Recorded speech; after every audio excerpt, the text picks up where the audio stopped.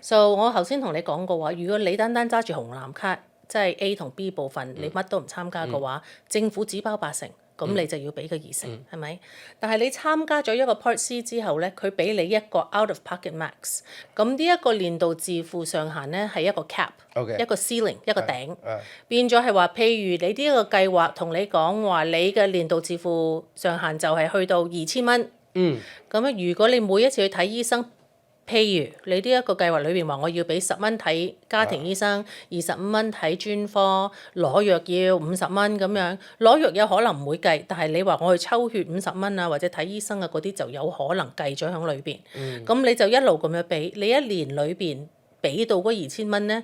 之後你就唔需要再付費啦。咁即係話好多人比較健康，即係啲好多長者咧都係一年去嗰3-4次醫生啫，係咪啊？年檢啊，或者每一個季度去見一次啊，咁上下啫。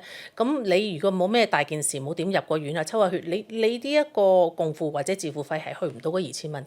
唔係2000蚊係咪 set 咗㗎啦？所有 pass 都係每一年都係唔同嘅。每年每一間公司嘅計劃咧，佢哋嗰個 out of pocket max 咧就會高有低。一定有嘅。一定有嘅。OK。有啲公司就高啲，有啲公司就低啲。